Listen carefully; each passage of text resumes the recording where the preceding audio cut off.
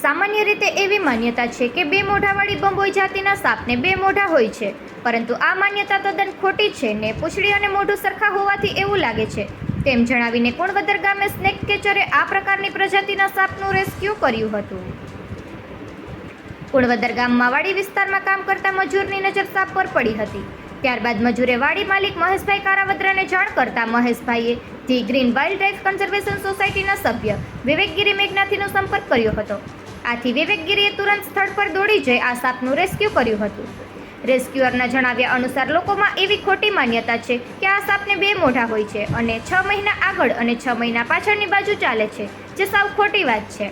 આ સાપને એક જ મોઢું આવે છે અને તેનું મોઢું અને પૂંછડી બે એક સરખા જ હોય છે, તેથી લોકોને જોવામાં એવું લાગે છે કે આ સાપને બે મોઢા હોય છે. લોકો દ્વારા એવી પણ અફવા ફેલાવવામાં આવી છે કે આ સાપને વેચવાથી લાખો રૂપિયા મળે છે, જે બધી વસ્તુઓ સાવ ખોટી છે. એટલે લોકોએ આવી અફવા કે ખોટી માન્યતામાં ધ્યાન આપવું ન જોઈએ. નિપુલ પોપટ, પોરબંદર ટાઈમ્સ.